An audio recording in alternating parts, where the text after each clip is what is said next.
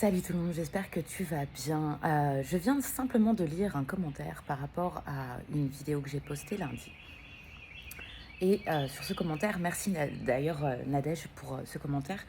Euh, il y avait cette question autour de mais est-ce que ces actions ne découlent pas de ce qui vient te faire vibrer, ce qui te met en joie? Ok. Alors, rebelote sur le sujet. On y va, on y va, on y va. Lorsque tu dis que ça te fait vibrer et que ça te met en joie, alors ça fait vibrer ton âme. Ok. Repense au nombre de fois où tu as eu cette sensation d'être en joie. Repense au nombre de fois où tu t'es mis à vibrer simplement parce que tu savais que tu allais bouffer un gâteau au chocolat. Est-ce que tu crois réellement que c'est intelligent? Non? Ok. Est-ce que ça t'a servi de bouffer le fameux gâteau au chocolat qui, tu le sais très bien, n'était pas ok pour toi? Et pourtant, ça t'a fait vibrer. Pourtant, tu étais là comme une enfant qui venait. Ah, excitation, joie, super, génial. Bah ouais, bah oui. Ne confonds pas la vibration qui va te mettre en action et la vibration qui va te mettre en réaction. Ça, c'est de l'émotionnel. Et ça, d'une manière ou d'une autre, bon ou mauvais. C'est-à-dire que ça peut te faire vibrer en mode grande joie, excitation, ou ça peut te faire vibrer en mode j'en ai marre, c'est la fin du monde. Ouais, tout ça, c'est de l'émotion. Et ça sert à rien. Littéralement, ça ne sert à rien. Parce que ça va t'amener à poser des actions qui t'apportent rien. Littéralement rien. C'est ça le fameux thème du parc d'attractions. Lorsque tu es comme ça, guidé par ton âme, ok, tu rentres dans un parc d'attractions, tu vas vivre des tas d'expériences, ça va te faire vibrer. Tu vas avoir parfois les fois, tu vas avoir super méga peur, et puis derrière, tu vas te sentir waouh, c'était génial. Voilà, ça c'est du parc d'attractions. Mais dans ta vie au quotidien, est-ce que le fait d'aller faire un roller coaster qui t'a fait vibrer pendant 5 minutes, parce qu'en général c'est rapide, est-ce que ça a changé quelque chose concrètement à ta vie? Est-ce que ça t'a apporté vraiment quelque chose? Ou au final, est-ce que ça t'a enlevé quelque chose? Regarde toutes les actions que tu poses dans ta vie de cette manière-là parce que tu veux vibrer. Parce qu'on l'entend partout, ce truc de « ouais, ça me met en joie, je veux aller vibrer là-dessus ». Non, non, oui, ça va te mettre en joie. En fait, ça te distrait de ta réalité. Ça te distrait de ta vie. C'est de la distraction. C'est Walt Disney. Les gars, c'est de la distraction. L'âme, c'est réellement comme une enfant. C'est une enfant naïve, extrêmement naïve. Extrêmement naïve.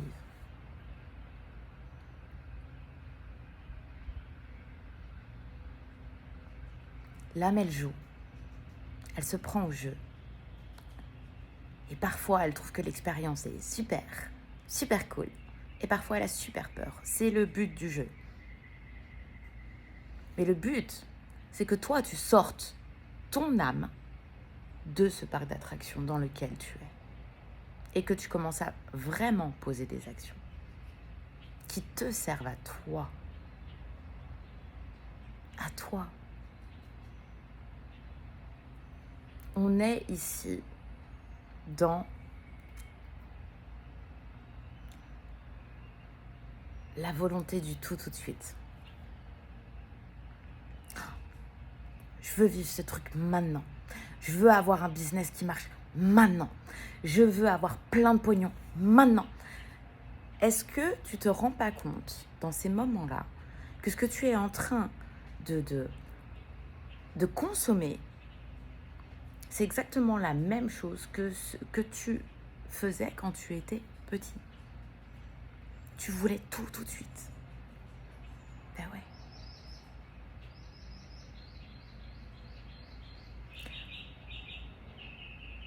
Les actions qui te seront réellement utiles, les actions qui vont te sortir de ce blabla spirituel, et même si tu n'es pas branché spiritualité d'ailleurs, parce que c'est pas forcément le cas. Excusez-moi, je lippe mon petit café. Mais que tu as la volonté voilà, de transformer ta vie, de monter un business ou de développer un projet, ou peu importe, peu importe. Si tu es toujours à la recherche de l'effet rapide, mais dans le sens de la joie, ouais, tu ne feras jamais face aux limites de ton âme. Jamais. C'est comme être à cheval et rester dans un manège. Et de temps en temps, tu vois, la plupart du temps, tu es au pas. Voilà. Un petit peu au trot de temps en temps. Et de temps en temps, tu vas avoir, allez, 10 mètres devant toi pour faire partir ton cheval au galop. Bah, c'est exactement ce que tu fais. C'est génial, c'est cool. Mais au fond, tu es toujours dans le manège. Hein. C'est juste que on va te donner de la sensation pour pas que tu finis par trop t'ennuyer. Ok? Donc parfois, on va te dire, allez, vas-y, galope. Ouais, ok. C'est ça, cette fameuse joie que tu peux ressentir. Et tu te dis, ah, bah, je vais faire en fonction de ça. Non, non, non, non. Non. Non.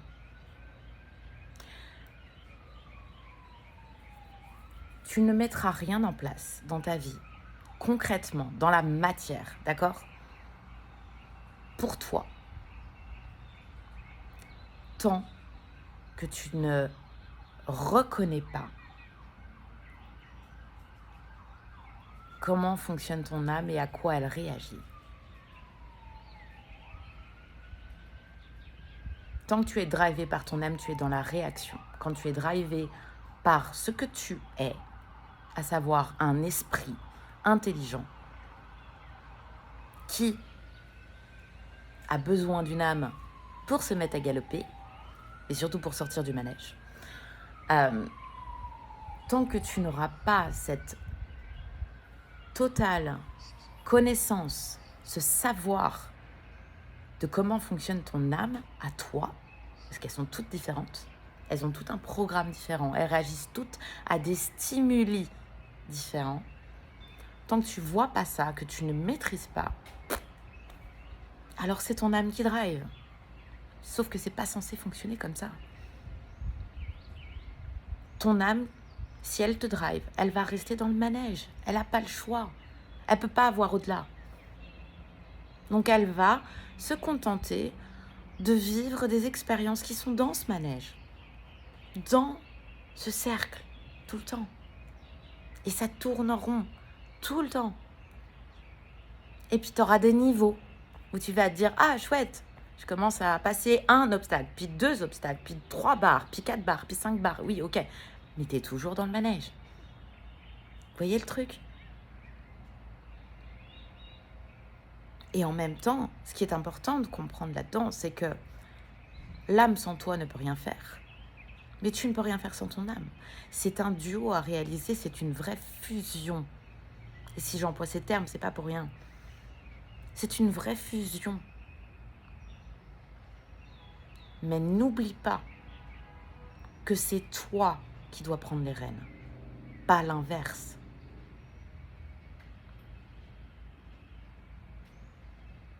Donc les actions que tu poses lorsque c'est toi qui es sur ton âme,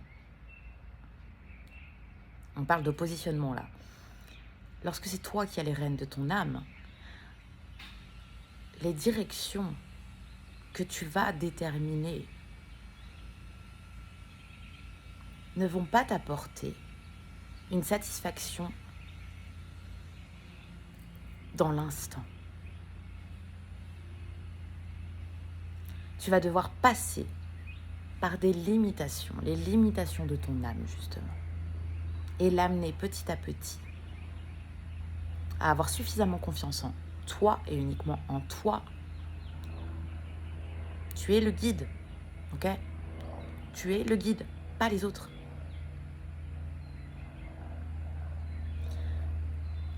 Et je reprends parce que cette image me paraît très très claire. Lorsque tu apprends justement à monter sur un cheval, au départ, tu apprends le b.a.-ba de comment driver ton cheval.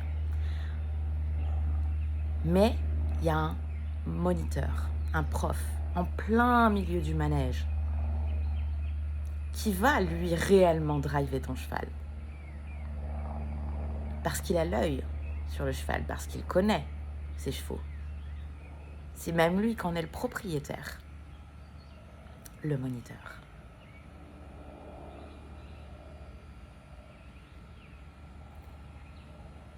T'as l'impression, parce que c'est des sensations sympas, t'as l'impression que c'est toi qui drive, mais en réalité, c'est le moniteur qui drive ton cheval. Moi, ce que je t'apprends à faire, c'est d'apprendre toi à maîtriser ton cheval, ton âme, et sortir du manège. Mais ça demande de prendre les commandes, de devenir le guide de ce cheval. Parce que ton âme a besoin d'être guidée. C'est la raison pour laquelle ton âme est tout le temps en train de chercher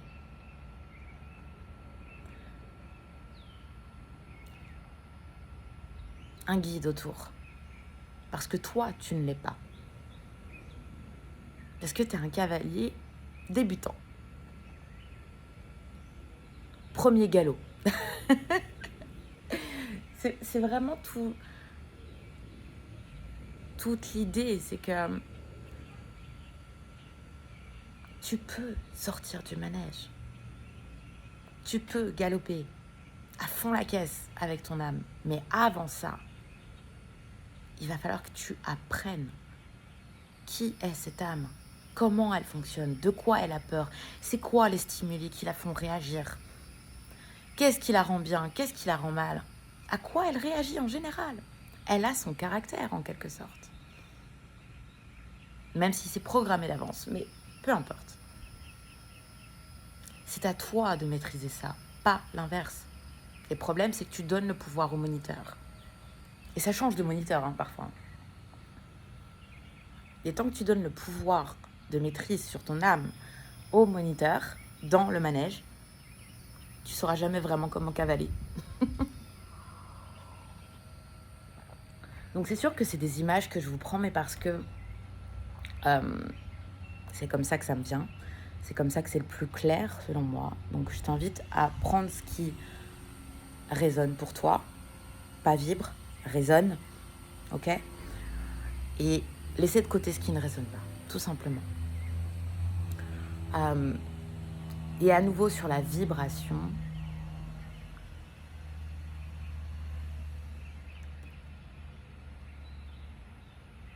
de la même manière, lorsque tu passes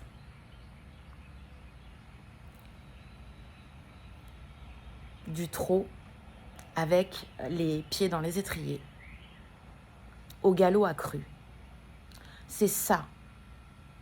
C'est-à-dire que quand tu n'as plus de selle et presque plus de rênes, là, tu as atteint un niveau de liberté furieusement dangereux. Mais avant d'être à cette étape de totale fusion avec ton cheval, âme, il va falloir passer par des étapes inconfortables. À nouveau, si tu as appris à partir au galop accru, sans sel, si tu as déjà vécu cette expérience, je parle dans la réalité, hein. Rappelle-toi du nombre de fois où tu t'es cassé la figure, déjà d'une, du nombre de fois où ton cheval t'a planté et fait passer par-dessus,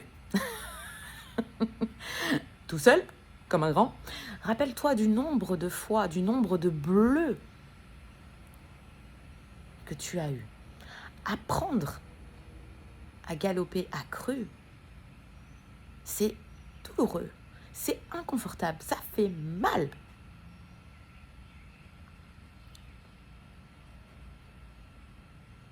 Donc, sortir du manège et se mettre à galoper à cru, ça va te demander de passer par des étapes extrêmement inconfortables. Et oui, tu vas ressentir ton cheval avoir peur et se bloquer. Et oui, il va falloir que tu comprennes comment le driver. C'est vraiment, vraiment important. Sans ça, tu peux être sûr que ton cheval, il va se piler à chaque fois. Parce que tu n'as pas une idée assez claire de la direction à suivre et de comment la communiquer à ton âme. Vraiment. C'est de l'éducation d'âme, c'est de la guidance d'âme, mais c'est toi le maître à bord, c'est toi le cavalier. Voilà. Donc, sur ce, je vous laisse, je vous souhaite une excellente journée, je vous dis à très vite.